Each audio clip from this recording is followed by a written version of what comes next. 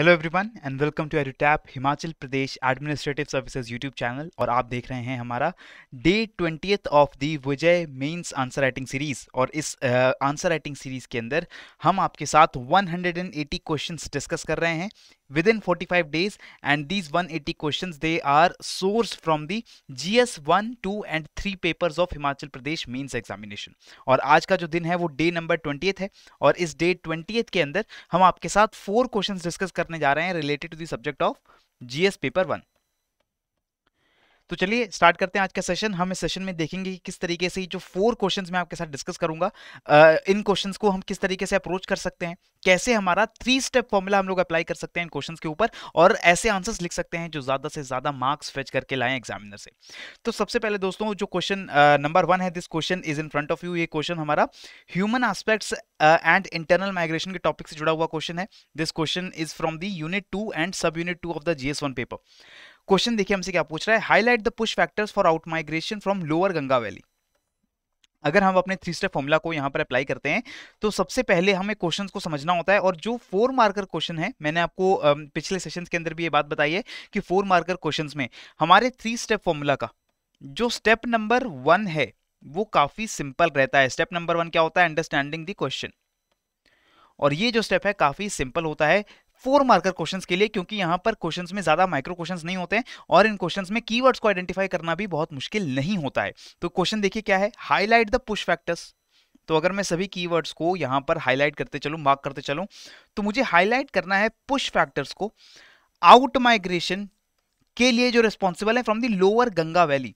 Now you have to keep in mind these 3 keywords, because 4 marker questions में आपको सिर्फ 60 words दिए जा रहे हैं आंसर लिखने के लिए। बहुत ही कम वर्ड लिमिट है और टाइम भी आपको बहुत कम डिनोट करना पड़ता है इस क्वेश्चन के ऊपर। और इसका मतलब है कि आपको बहुत क्रिस्प आंसर लिखना पड़ेगा। जो चीज आपसे पूछी गई है टू द पॉइंट आपको आंसर यहां पर देना पड़ेगा,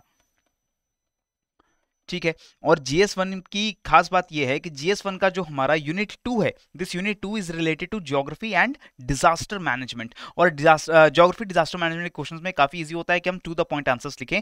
यहां पर हमारे 3 कीवर्ड्स हमें ध्यान रखना है। पहला क्या है, आउट माइग्रेशन हो रही है, ठीक है।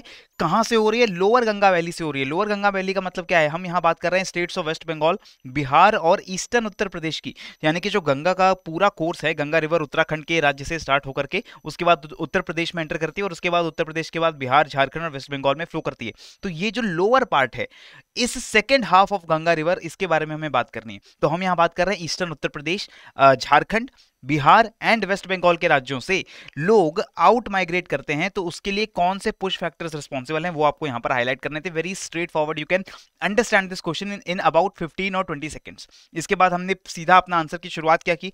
आंसर में जरूरी है पहले बताना कि पुश फैक्टर होते क्या हैं।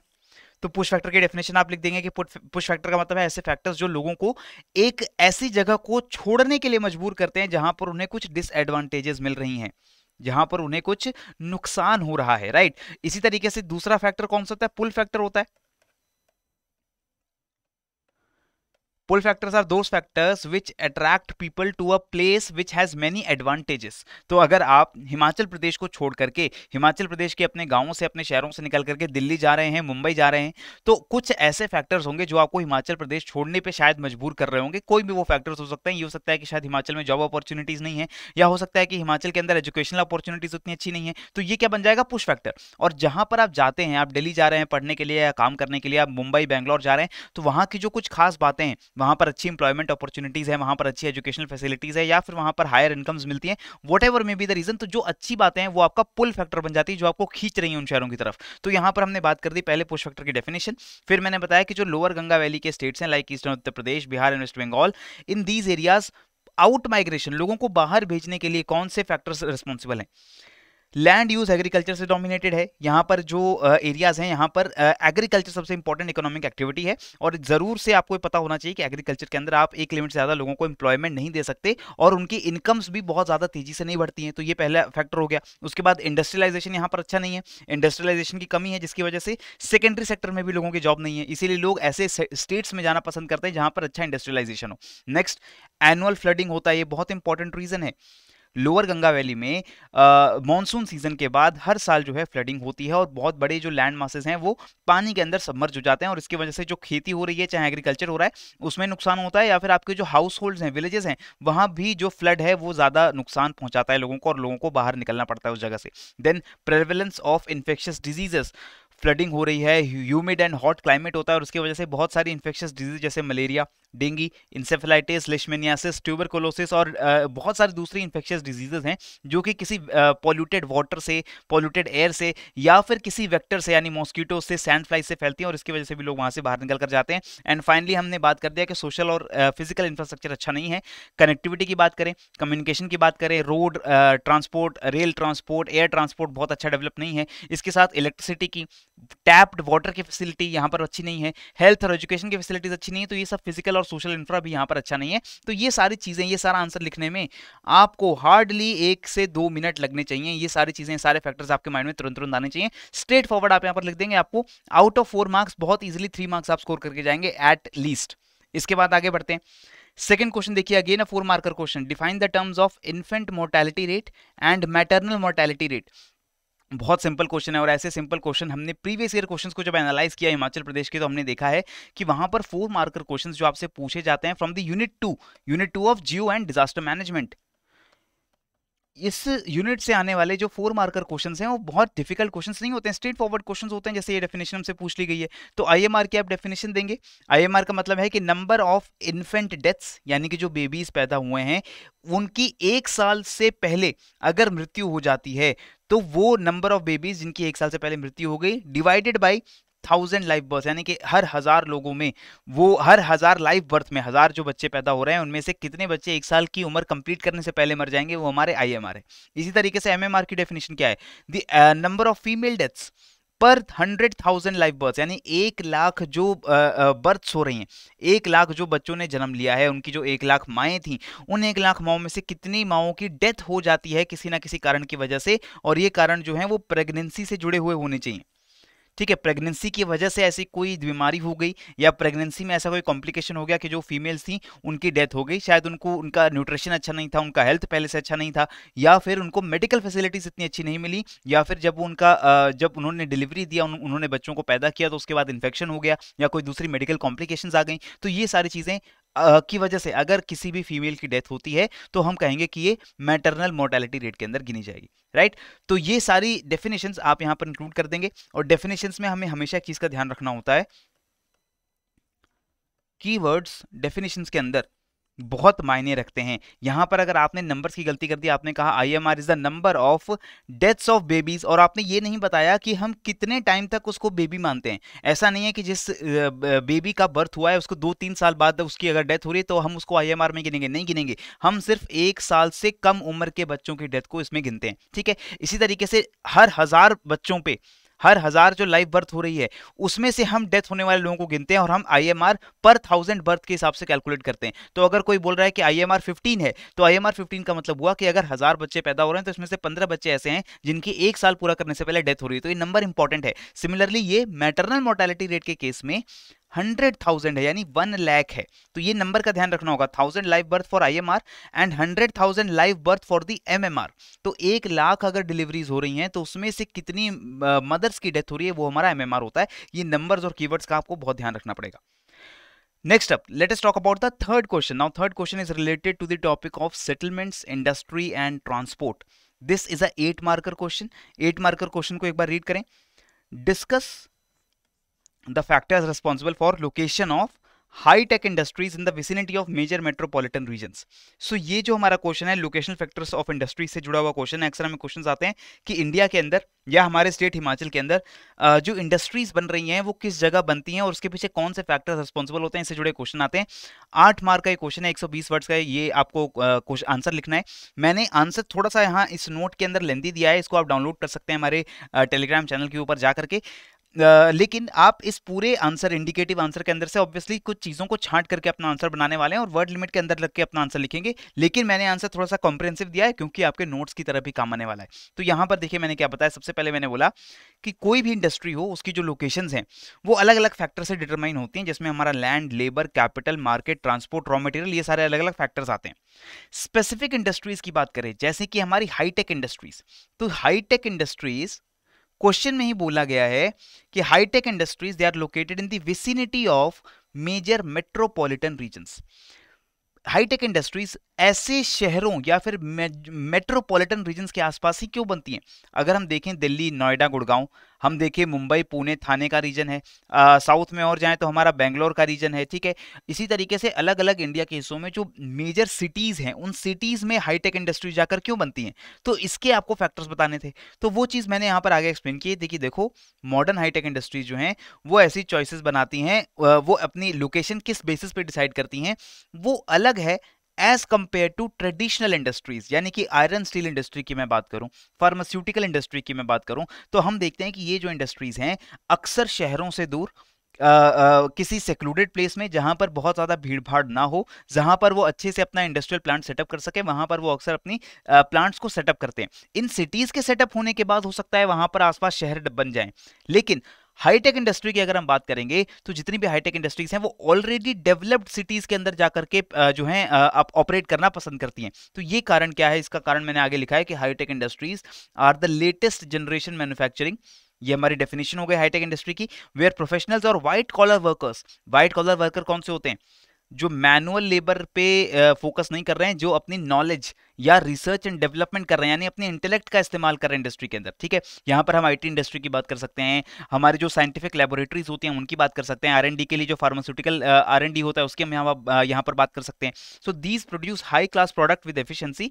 These industries are concentrated in the vicinity of major metropolitan regions because of the following reasons. मैंने एक फ्लो चार्ट भी यहाँ पर बना दिया, मैंने यहाँ पर दिखाया कि कुछ हमारे फैक्टर्स हैं जो इन चॉइसेस को इन्फ्लुएंस करते हैं। इस फ्लो चार्ट को थोड़ा सा आप अपने हिसाब से मॉडिफाई भी कर सकते हैं। आप सीधा लिखें कि लोकेशन ऑफ हाईटेक इंडस्ट्री, और अपने पूरे आंसर को आप थोड़ा सा सिस्टमेटिक तरीके से, यहां पर आपने पहला फैक्टर लिखा कि स्किल्ड लेबर चाहिए, और उसके जो सब पॉइंट हैं वो सब पॉइंट आपने यहीं लिख दिए, ठीक है। इसी तरीके से आपने नेक्स्ट अपना पॉइंट लिखा कि हमें मार्केट में कैपिटल चाहिए होता है, मार्केट की अवेलेबिलिटी चाहिए होती है, इसके साथ हमें फिनांस चाहिए होता है, बैंकिंग फैसिलिटीज चाहिए होती हैं, हमें गवर्नमेंट की फैसिलिटीज चाहिए होती हैं, और हमें सबसे ज्यादा जरूरी है कि इंफ्रा चाहिए होता है। और ये इनके सब पॉइंट्स आप यहीं पे जो है लिख सकते हैं। तो इस तरीके से कैसे इनोवेटिव बना सकते हैं अपने आंसर्स को, वो चीज आप अपने आंसर के अंदर लेकर आएंगे। कंटेंट वही रहने वाला है, कंटेंट इज द सेम।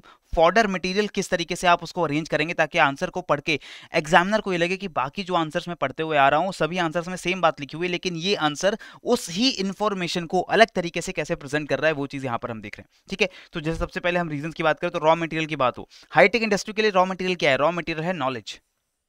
उनको कोई रॉ मटेरियल कोल नहीं चाहिए, उनको कोई रॉ मटेरियल में आयरन ओर नहीं चाहिए, कोई दूसरे नेचुरल रिसोर्सेज नहीं चाहिए। उनका रॉ मटेरियल क्या है कि जो लोग वहां काम करने आते हैं, जो स्किल्ड लेबर वहां पे काम करना आता है, वही उनका रॉ मटेरियल है, ठीक है। So these industries they have knowledge as their raw material, and these high-tech industries their labor skills tend to be narrowly concentrated in the areas where a science and technology incubation park has been developed। कि ऐसी जगहों पर जहां पर science and technology की facility ज़्यादा better हों, ये इनके इंक्यूबेशन पार्क्स जो हैं वहां पर सेटअप हों, आसपास कोई ऐसी यूनिवर्सिटीज़ हों, ऐसे एजुकेशनल इंस्टीट्यूशंस हों जो large number of skilled labour को प्रोड्यूस करते हों, तो ये उनका रॉ मटेरियल है और वो वहां पर जाने की कोशिश करेंगे। और हम जानते हैं कि जो एजुकेशनल इंस्टीट्यूशंस हैं वो ज़्यादातर मेट्रोपॉलिटन सिटीज़ में ही जाकर बनते हैं।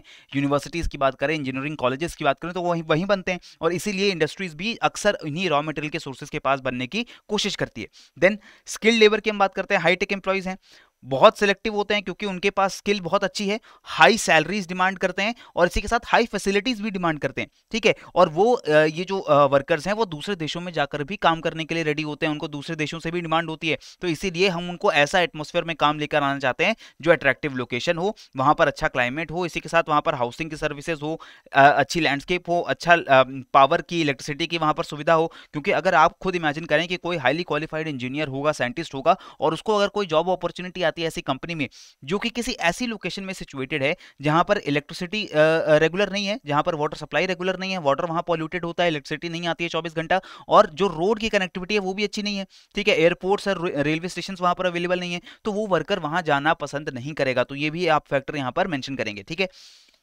लीजर फैसिलिटीज चाहिए होती हैं, हाईटेक एंटरप्राइज में जो काम करने वाले इंजीनियर्स हैं, टेक्नीशियंस हैं, साइंटिस्ट्स हैं, उनको अपने नेशनल पार्क्स, गोल्फ कोर्सेज, उनकी जो कंजम्पशन बेस्ड लाइफस्टाइल है, शॉपिंग मॉल्स चाहिए, उनको अपने पैसा खर्च करने के लिए जगह चाहिए होती हैं, तो ये सारी फैसिलिटीज उनको देनी पड़ेंगी जो मेट्रोपॉलिटन सिटीज में मिलेंगी। देन मार्केट, मेट्रोपॉलिटन एरियाज में आपको डेंसली पॉपुलेटेड एरियाज मिलते हैं, वहां पर बहुत सारे क्लाइंट्स मिल सकते हैं, और इस वजह से इन मार्केट के पास रहना इन हाईटेक इंडस्ट्रीज के लिए ज़्यादा ज़रूरी है। इंफ्रास्ट्रक्चर बहुत अच्छा होता है मेट्रोपॉलिटन एरियाज के अंदर, चाहे वो कम्युनिकेशन फैसिलिटीज़ हो, इंटरनेट की फैसिलिटी हो, लाइटिंग की फैसिलिटी हो, इलेक्ट्रिसिटी हो, वाटर हो, ये सारी चीज़ें वहां पर उपलब्ध हैं। गवर्नमेंट फैसिलिटीज़ और मार्केट जो कैपिटल एंड फाइनेंसिंग है वो भी मेट्रोपॉलिटन सिटीज़ के अंदर बेटर रहती है, और इस वजह से ये सारे फैक्टर्स मिलकर के क्या करते हैं कि इंडस्ट्रीज को मेट्रोपॉलिटन एरियाज के अंदर सेटअप करने के लिए मजबूर करते हैं, ठीक है। इसके बाद एक फाइनल सा आप एक कंक्लूजन दे सकते हैं, आप बोल सकते हैं कि देखिए मेट्रोपॉलिटन एरियाज में भी these industries specifically choose the peripheral locations as it offers a space for future expansion, affordable land rent, proximity to other high tech firms and a pleasant pollution free environment.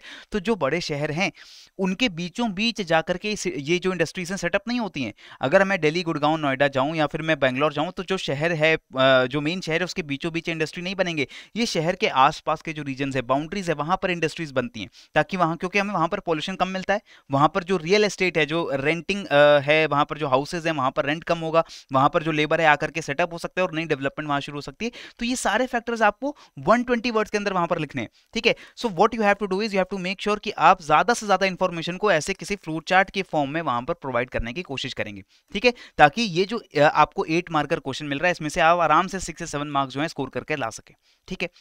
Last question की दोस्तों हम बात करते हैं। Last question is related to the Indian physical geography. यहां पर हमसे पूछा गया है discuss the nature and origin of Indian monsoon. This is the first micro question, ठीक है। क्वेश्चन को ध्यान से पढ़ेंगे। क्वेश्चन के अंदर हमारे 2 क्वेश्चन हमें देखने को मिल रहे हैं। पहला, discuss the nature and origin of Indian monsoon. 2 चीजें हमें यहां पर बतानी है कि इंडियन मॉनसून का नेचर क्या है और इंडियन मॉनसून का ओरिजिन कैसे होता है। तो मैकेनिज्म हमें बताना पड़ेगा कि मॉनसून कैसे बनता है, कौन से फैक्टर्स इसको इन्फ्लुएंस करते हैं। Next, what can be the possible impacts of climate change on the monsoonal pattern of rainfall in India. कि पॉसिबल इंपैक्ट्स क्या हो सकते हैं क्लाइमेट चेंज के on the monsoonal rainfall pattern in India. So this is the second micro question. First one is the nature and origin, ये चीज आपको बतानी पड़ेगी, इसमें 2 पीस ऑफ इंफॉर्मेशन देनी है। और दूसरे माइक्रो क्वेश्चन के अंदर हमें बताना है कि क्लाइमेट चेंज का क्या पॉसिबल इंपैक्ट हमारे मॉनसून के ऊपर पड़ने वाला है इंडिया में। And this is a very lengthy answer, it is kind of a mini ऐसे 400 वर्ड्स आपको मिलते हैं यहाँ पर आंसर लिखने के लिए। मैंने यहाँ पर इंट्रोडक्शन जो लिखा है, इस इंट्रोडक्शन को आप देख सकते हैं, इसको आप थोड़ा कट शॉर्ट भी कर सकते हैं। आप चाहें तो straight forward nature and origin के ऊपर जंप कर सकते हैं। लेकिन यहाँ पर मैंने क्या किया कि मैंने मौसम वर्ड, जो अरेबिक वर्ड है मौसम, जिससे हम मॉनसून का ओरिजिन मानते हैं, इसको मैंने यहां पर मेंशन किया। और मैंने मॉनसून की एक जनरल सी जो डेफिनेशन है वो यहां पर लिख दी है कि it is the seasonal reversal of easterly winds flowing from the north east during cooler months and reverse direction to flow from the south west during the warmer months of the year, ठीक है। Indian monsoon is the most prominent, और majority of जो India की rainfall है, this majority of Indian rainfall is convectional and falls between the months of June and September because of the south waste monsoon. Next, nature of Indian monsoon. अब nature क्या है, nature में हम बताएंगे characteristics. ये सारा static portion है दोस्तों। जब भी हम हिमाचल की तैयारी करते हैं एग्जाम की, जब हम ज्योग्राफी पढ़ते हैं उसके लिए, तो ज्योग्राफी में मॉनसून को पढ़े बिना तो हमारी ज्योग्राफी कंप्लीट होती नहीं। और मॉनसून के नोट्स अगर आपने नहीं बनाया तो आपके पास बने होने चाहिए। अराउंड 300 वर्ड्स आपके पास पूरा लिखा लिखाया ज्ञान होना चाहिए जो मानसून के क्वेश्चंस में आप दे सकें। उसमें आपको मानसून की डेफिनेशन, मानसून का नेचर, मानसून कैसे ओरिजिन होता है, कौन से फैक्टर्स मानसून को इन्फ्लुएंस करते हैं, ये सारी चीजें आपके 300 वर्ड्स के नोट्स के अंदर बनी होनी चाहिए, ताकि जब भी आपको ऐसा मानसून से जुड़ा हुआ क्वेश्चन दिखे आपके पास ये रेडीमेड फोल्डर हो जो आप सीधा आंसर शीट में लाकर लिख सकें। यहाँ पर मैंने बताया कि देखिए मानसून में 180 डिग्री चेंज होता है विंड डायरेक्शन में। नॉर्थ वेस्ट डायरेक्शन में विंड्स ब्लो करती हैं और आधा साल साउथ वेस्ट डायरेक्शन से विंड्स ब्लो करती हैं। रेनी समर होता है, समर सीजन में रेनफॉल होती है, और जो विंटर्स आते हैं उसके बाद वो ड्राई होते हैं और ब्रेक एंड बर्स्ट होता है मानसून के सीजन में। मानसून रेनफॉल जब आती है तो बहुत तेजी से कुछ रीजन्स में रेनफॉल होती है, और उसके बाद ब्रेक्स भी आते हैं मानसून में। 1-2 हफ्ते का बीच में मानसून में ब्रेक होता है, जब आपके यहाँ 1-2 हफ्ते बारिश हो रही है, बीच बीच में रुक रुक के बारिश हो रही है, तो उसके बाद एक हफ्ता जरूर ड्राई आता है जब आसमान बिल्कुल साफ हो जाते हैं और बारिश वहां पर नहीं होती है। So this kind of an irregular monsoon हमें देखने को मिलता है इंडिया के अंदर। मैंने सारे जो ओरिजिन और मैकेनिज्म है उसको भी मैंने आगे लिस्ट कर दिया है। अलग अलग फैक्टर्स, जब भी हम मानसून की थ्योरी पढ़ते हैं वहां देखते हैं कि सब ट्रॉपिकल जेट स्ट्रीम का यहाँ पर रोल आता है, हमारे टिबेट प्लेटू का यहाँ पर रोल आता है, ठीक है। इसके बाद हमारा जो सोमाली जेट स्ट्रीम है इसका रोल आता है, और इंडियन ओशन डाइपोल का रोल आता है। इसके साथ ही अल नीनो एंड ला नीना का भी इसमें रोल होता है। तो ऑल दीज फैक्टर्स, इसको मैंने 2-2 सब पॉइंट्स के साथ यहाँ पर मेंशन कर दूंगा, और मैं एग्जामिनर को ये बताने की कोशिश कर रहा हूं that I know very well about the dynamic origin theory of monsoon.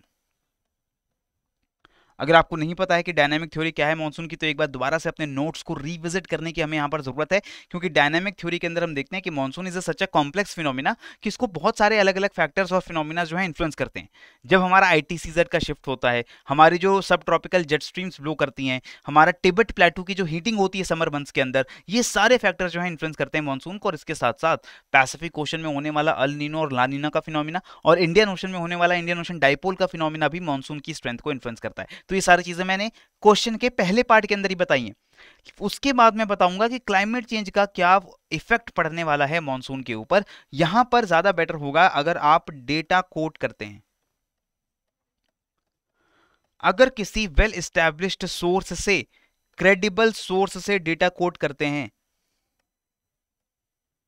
तो आपका आंसर उतना अच्छा होगा। आप जेनरिक आंसर जरूर लिख सकते हैं। आप बोल सकते हो कि जब ग्लोबल वार्मिंग होगी तो मानसून बहुत इरेगुलर हो जाएगा, ड्रॉट साइकिल, फ्लड साइकिल्स वो आप बहुत ज़्यादा बढ़ जाएंगी, ज़्यादा ड्रॉट्स आएंगे, ज़्यादा फ्लड्स आएंगे, ज़्यादा क्लाउड बर्स्ट की फिनोमिना हो सकती है, और हिमालयाज के रीजन के अंदर जो ग्लेशियर्स रिचार्ज हो जाते थे मानसून की वजह से, जो मानसून की वजह से हिमालयन स्ट्रीम्स के अंदर वाटर लेवल बढ़ता था, वो चीज़ें, उन चीज़ों के बारे में आप लिख सकते हैं। आप ये भी लिख सकते हैं कि मानसून पैटर्न पे जो इफेक्ट पड़ेगा, ग्लेशियर्स जब मेल्ट हो जाएंगे तो ये जो सारा स्टोर हाउस है फ्रेश वाटर का इन द हिमालय, वो सारा स्टोर हाउस जब डिप्लीट हो जाएगा तो उससे भी मानसून को इफेक्ट पड़ने वाला है। तो ये सारी चीजें आप जेनरिक तरीके से लिख सकते हैं। लेकिन अगर आप यहां पर एग्जांपल्स देते हैं, अगर आप यहां पर किसी रिपोर्ट को कोट करते हैं, चाहे वो नीति आयोग की रिपोर्ट हो, चाहे वो यूनाइटेड नेशंस की रिपोर्ट हो, चाहे वो UNCCD की रिपोर्ट हो, चाहे वो हमारे UN जो convention to combat climate change है, UNFCCC, उसकी रिपोर्ट हो, कोई भी ऐसी रिपोर्ट्स अगर आप कोट करते हैं तो ज्यादा अच्छा इंपैक्ट डालती है एग्जामिनर के ऊपर। और मैं जानता हूं कि आपको लग रहा है कि इतनी सारी रिपोर्ट हम कैसे मेमोराइज रखेंगे। सारी रिपोर्ट्स मेमोराइज नहीं करनी है, आपको सिर्फ एक जो लेटेस्ट रिपोर्ट है उस रिपोर्ट के नोट्स बनाने हैं। कितने बड़े नोट्स बनाने हैं भाई? हमें अराउंड 100 to 150 वर्ड्स नोट्स की जरूरत है। इस 150 वर्ड्स में हम क्या रखेंगे? हम ये देखेंगे कि क्लाइमेट चेंज की वजह से टेम्परेचर के ऊपर क्या इंपैक्ट पड़ता है, मॉनसून रेनफॉल के ऊपर क्या इंपैक्ट पड़ता है, और यही इंफॉर्मेशन हमें इस क्वेश्चन के अंदर भी देनी थी। तो क्वेश्चन अगर थोड़ा घुमा के भी आ जाए, मॉनसूनल रेनफॉल के अलावा अगर हम देखें इंडिया का एग्रीकल्चर, उस पर क्या इंपैक्ट पड़ेगा, जो पॉपुलेशन है उसमें क्या इंपैक्ट पड़ेगा, इकोनॉमी पे क्या इंपैक्ट पड़ेगा। इकोनॉमी में अगर मैं देखूं फूड सिक्योरिटी है, लोगों की इनकम्स हैं, अर्बनाइजेशन होता है इंडिया के अंदर, उस पर क्या इंपैक्ट पड़ेगा अगर क्लाइमेट चेंज होता है तो, डिजीजेस जो इंडिया के अंदर होती हैं उस पर क्या इंपैक्ट पड़ेगा, इंडिया के जो फ्रेश वाटर सोर्सेज हैं, जो ड्रिंकिंग वाटर की हमेशा इंडिया के अंदर दिक्कत रहती है, उस पर क्या इंपैक्ट पड़ेगा। तो ये सारे अलग अलग स्फीयर्स के ऊपर, इसमें एक बहुत इंपॉर्टेंट है माइग्रेशन, लोगों की माइग्रेशन के ऊपर क्या इंपैक्ट पड़ेगा। इसके ऊपर आपको नोट्स बनाने, इजीली ऑनलाइन आप सर्च करेंगे तो आपको इंडियन गवर्नमेंट की अलग अलग एजेंसीज की या फिर इंटरनेशनल एजेंसीज की बहुत सारी ऐसी रिपोर्ट्स अवेलेबल हो जाएंगी जो आपको बताएंगी कि इन सभी स्फीयर्स में क्लाइमेट चेंज का क्या इंपैक्ट पड़ने वाला है, पर्टिकुलरली इन इंडिया। और आप इन सभी टॉपिक्स को मिला करके, मैंने आपको बोला कि 100-150 वर्ड्स अगर सब टॉपिक्स के भी मिला लीजिए और कुछ के अगर कम भी कर लीजिए, ये सारे टॉपिक्स मिला करके लगभग 400 to 500 वर्ड्स का एक मिनी ऐसे आपका अगर तैयार हो जाता है तो ये आपके एसे में भी काम आने वाला है।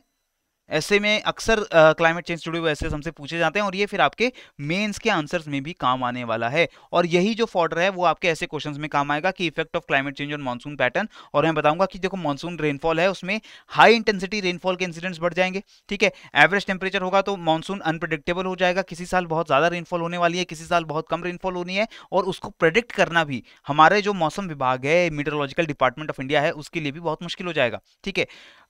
एक्सट्रीमली वेट मानसून होगा तो इससे जो कंट्री के अंदर फ्लड्स लाइक सिचुएशन है वो बढ़ने के चांसेस होंगे, ठीक है। मॉनसून पैटर्न में अगर चेंज होता है तो उससे क्राइसिस हो सकता है। जैसे अभी हमें अगर पता है कि पंजाब हरियाणा के रीजन में बहुत ज़्यादा रेनफॉल नहीं होती है, लेकिन वेस्ट बंगाल, मेघालय, असम में बहुत रेनफॉल होती है। अगर ये क्लाइमेट चेंज हुआ तो इसकी वजह से पैटर्न चेंज होगा। कल को हो सकता है हिमाचल प्रदेश में या फिर पंजाब में ज़्यादा रेनफॉल होने लगे। और हम आजकल ये देख भी रहे हैं कि मॉनसून रेनफॉल हिमाचल के अंदर अब इंटेंस रेनफॉल के इंसिडेंट ज़्यादा बढ़ गए।